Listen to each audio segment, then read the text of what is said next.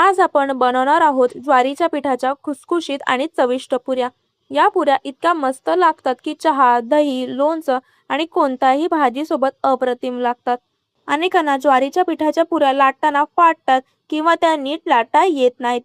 आज मी तुम्हाला भरपूर टिप्स सहित परफेक्ट पुऱ्या कशा करायच्या हे सांगितलेले आहे, त्यामुळे व्हिडिओ संपूर्ण बघा।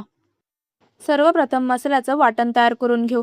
त्यासाठी मिक्सरच्या भांड्यात 4 हिरव्या मिरच्या, 7 ते 8 लसणीच्या पाकळ्या आणि अर्धा चमचा जिरे घालून पाण्याचा अजिबात वापर न करता जाडसर वाटून घ्या। आता एका परातीत 1 वाटी ज्वारीचे पीठ घ्या। त्यामध्ये 1 मोठा चमचा बेसन घाला। बेसनामुळे पुऱ्यांना छान बांधणी मिळते आणि त्या अधिक चविष्ट होतात। अर्धा चमचा लाल तिखट घालायचे। मिरची घातली त्यामुळे लाल तिखटचे प्रमाण कमीच घाला।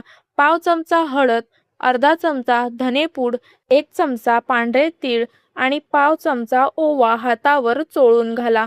ओवा चोळून घातल्यामुळे त्याचा सुगंध आणि स्वाद अधिक खुलून येतो।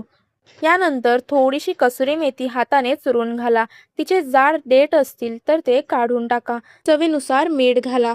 त्यामध्ये 2-3 चमचे बारीक चिरलेली कोथिंबीर आणि आपण तयार केलेलं वाटण घाला। आता हे सर्व साहित्य एकजीव करून घ्या। हे पीठ मळण्यासाठी कोमट किंवा गरम पाण्याचा वापर करायचा आहे। गरम पाण्यामुळे ज्वारीचे पीठ छान मळले जाते।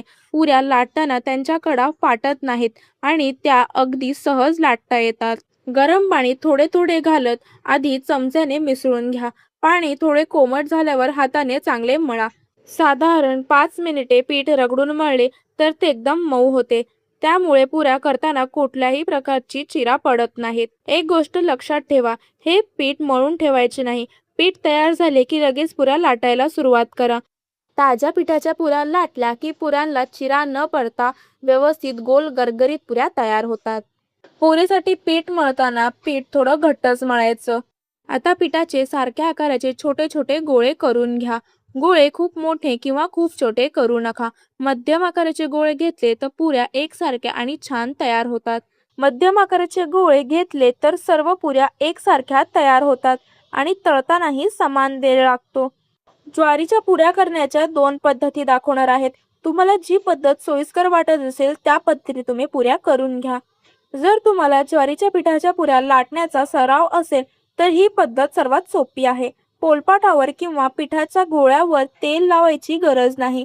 गोळा पोलपाटावर ठेवून बोटांनी हलके दाबून त्यानंतर लाटण्याने सर्व बाजूने समान दाब देत हळूहळू गोल आकारात लाटा। हलक्या हाताने लाटल्यामुळे आणि पीठ व्यवस्थित मळले गेल्यामुळे पुऱ्यांच्या कड्या फाटल्या नाहीयेत। जाडी मध्यम ठेवा। खूप पातळ लाटली तर तळताना कुरकुरीत होईल पण फुगणार नाही। खूप जाड ठेवल्यास आतून कच्ची राहू शकते। जर तुम्हाला ज्वारीच्या पिठाच्या पुऱ्या थेट लाटायला जमत नसेल तर दुसरी पद्धत वापरा। त्यासाठी 2 पॉलिथिन शीट किंवा बटर पेपर घ्या। दोन्ही बाजूला अगदी हलका तेलाचा हात लावा। आता त्यामध्ये पिठाचा गोळा ठेवून वर दुसरी शीट ठेवा आणि हलक्या हाताने दाबत किंवा लाटण्याने पुरी लाटा। या पद्धतीने पुऱ्या अतिशय सहज तयार होतात। आता या पुऱ्या तळायला घ्यायच्यात। या पुऱ्या तळायलाही फार वेळ लागत नाही।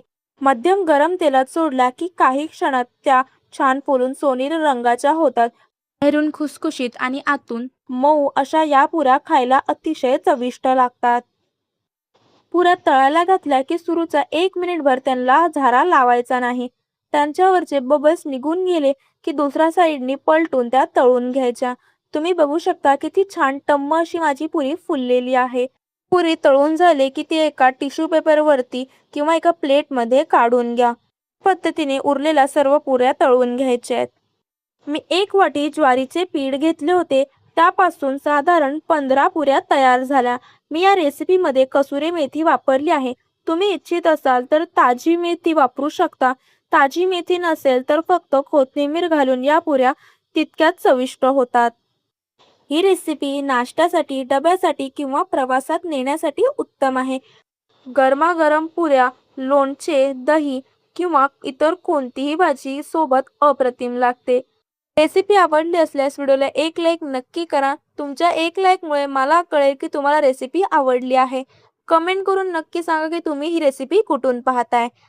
चॅनलवर नवीन असाल, चॅनलला अजून सबस्क्राईब केलं नसेल तर लगेच चॅनलला सबस्क्राईब करा आणि बेल आयकॉन देखील नक्की क्लिक करा, जेणेकरून माझे येणारे नवनवीन रेसिपीचे व्हिडिओ तुम्हाला पाहता येतील. भेटूया पुन्हा अशाच एका नवीन रेसिपीसोबत नवीन व्हिडिओमध्ये. तोपर्यंत धन्यवाद.